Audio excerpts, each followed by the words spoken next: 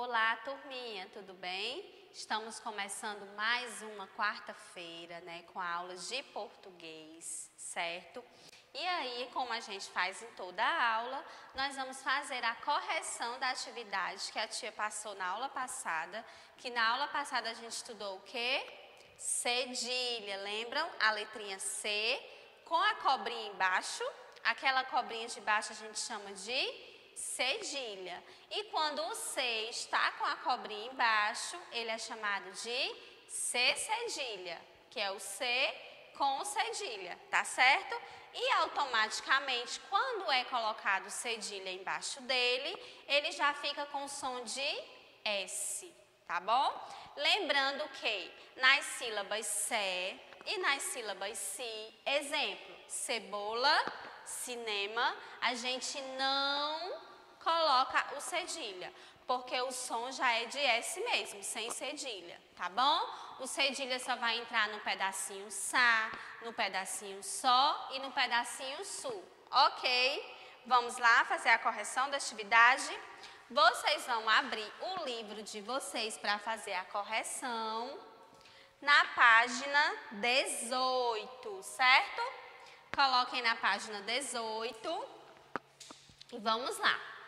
No livro que Otávio está lendo, estão faltando sílabas nas palavras e essas sílabas ele não vai conseguir ler.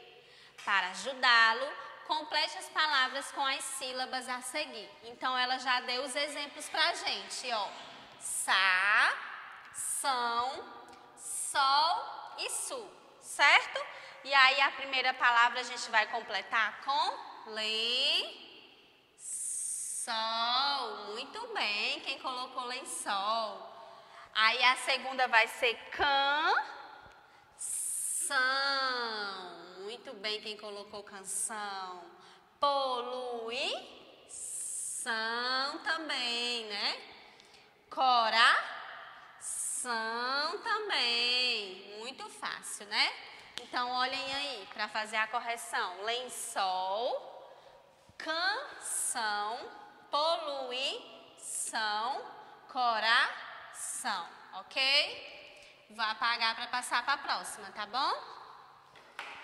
Passando para a próxima.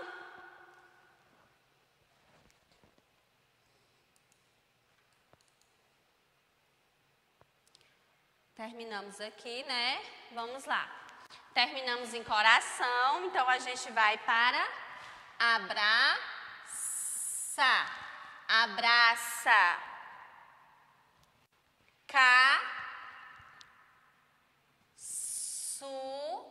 Gente, bem aqui tem um L que não dá pra ver, tá certo? Caçula, certo? Praça, cabeça, criançada, certo? Criançada, ok? Atividade corrigida, abraça, caçula, praça, cabeça e criançada, certo? E aí a tia passou também a ficha de atividade, certo? Página 5 e página 6, mas a tia já corrigiu no começo da aula passada. A tia já fez a correção, tá bom? Por isso que a tia Camila não vai fazer a correção agora, porque a correção já foi feita, ok? E a aula de hoje, gente, nós vamos estudar textos com informações científicas. Tia, a gente já estudou, lembra? Lembro sim. Nós estudamos textos com divulgações científicas, lembram? Justamente, é mais ou menos isso, né? São textos com informações científicas, certo? Vou fazer a leitura aqui para vocês, tá bom? Profissão, preguiça. Já ouviu falar na história da cigarra e da formiga, que a tia contou? Diz a fábula que na mata, durante o verão, a cigarra aproveitou para cantar e curtir a vida. Já a formiga, por sua vez, trabalhou sem parar a fim de juntar comida suficiente para passar o inverno, quando o acesso ao alimento seria mais difícil. Talvez tenha surgido daí a fama de que as formigas são muito trabalhadoras, tanto que algumas são chamadas de operárias. Pois bem, prepare-se para mudar de ideia sobre as formigas, ou pelo menos sobre parte delas. Uma pesquisa feita nos Estados Unidos mostrou que algumas operárias são especializadas em ficar sem fazer nada. Por essa você não esperava, hein? Até porque nós achávamos que as formigas todas eram trabalhadoras, né? O estudo foi realizado por biólogos da Universidade do Arizona que trabalham com a espécie Thainothorax hagitulus, certo, gente? Isso aqui é o nome da espécie, Thainothorax hagitulus. Para entender melhor o comportamento desses insetos, os pesquisadores criaram um formigueiro no laboratório, depois instalaram câmeras e marcaram as formigas com tintas coloridas para identificá-las. A maioria das formigas gasta boa parte do tempo atrás de comida, cuidando dos ovos ou do formigueiro, conta Daniel Charbonnel, um dos biólogos envolvidos na pesquisa. Mas encontramos um grupo de formigas que aparentemente não se envolvem em nenhuma atividade. Elas estão essencialmente paradas, não trabalham. Segundo o pesquisador, a explicação mais provável é que essas formigas imóveis sejam um tipo de reserva para substituir as outras trabalhadoras que morrem ou para entrarem em ação quando a carga de trabalho no formigueiro aumenta. Também é possível que elas estejam pensando apenas em si, guardando energia e usando recursos do formigueiro para sua própria reprodução, acrescenta Daniel. O próximo passo no estudo é descobrir qual a função das preguiçosas no formigueiro. Aliás, descobrir se elas têm mesmo alguma função e como isso pode afetar o grupo. E você, tem algum palpite sobre a função de uma formiguinha preguiçosa? Eita, gente! Por que será que essas formiguinhas elas ficam paradas, hein? E não trabalham de jeito nenhum? Então, essa reportagem aqui, gente, esse texto científico que nós acabamos de ler, foi retirado da revista Ciência Hoje das Crianças, certo? E aqui tem um site que foi pesquisado, né, essa pesquisa, e tem a ilustração, né, que sempre tem das formiguinhas, né, já que a gente está falando de formigas, tá bom? Então, os textos científicos, o que a tia Camila quer chamar a atenção para vocês é isso aqui, ó. Que na maioria dos textos científicos, ó, eles colocam sempre o nome, ó, da espécie, certo? A gente não sabe o nome da espécie, né? Mas nos textos científicos, né, eles sempre colocam o nome da espécie. No caso aqui, né, eles trabalharam com a espécie Thainothorax hagitulus, né? Isso daí seria o nome da espécie, tá certo? Que a gente encontra nesses textos, ok? Então, ó, a aula de português de hoje, né, ó.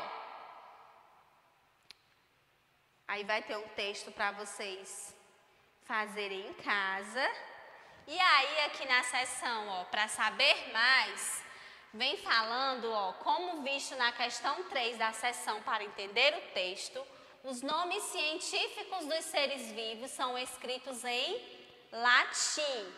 Isso ocorre para que possam ser usados e entendidos em todo o mundo. O nome científico do gato é Felis catus.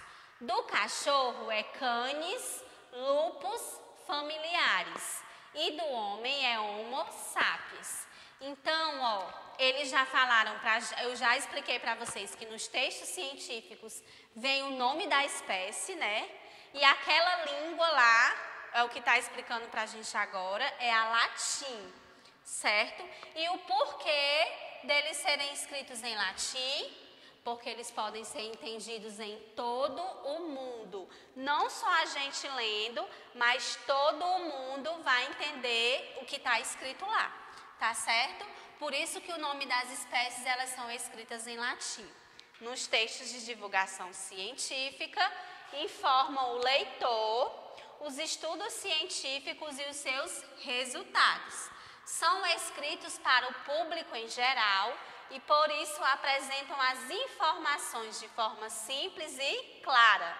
Geralmente são mencionados os nomes da instituição, né, universidade, se é um laboratório que está fazendo, se é um instituto, e dos pesquisadores envolvidos, né? Que justamente nesse texto que a gente leu, lá em cima, ó, veio explicando aqui bem direitinho, né, ó. Vamos procurar aqui, ó. Olha só. O estudo foi realizado por biólogos da Universidade do Arizona, que fica nos Estados Unidos, né? E aí eles falaram o nome da espécie de formiga que eles testaram, certo? E no texto também fala o nome do pesquisador aqui, ó. É Daniel Charbonneau, um dos biólogos envolvidos na pesquisa, certo?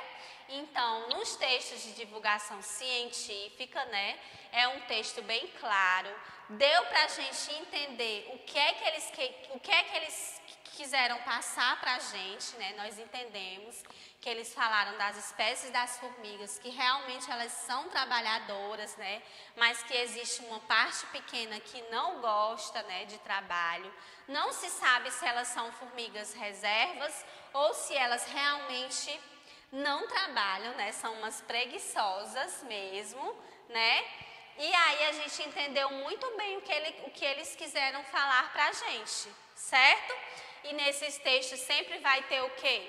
O nome da universidade, do instituto, né? Onde está sendo feita a pesquisa e normalmente o nome de um dos estudiosos, pesquisadores, biólogos, tá certo? Entenderam, né? O que a tia quis passar na aula de hoje. E aí, a tia Camila vai deixar uma atividade proposta, certo, para vocês, no livro, tá bom? Vou mandar na agenda para reforçar o que a gente estudou agora, né?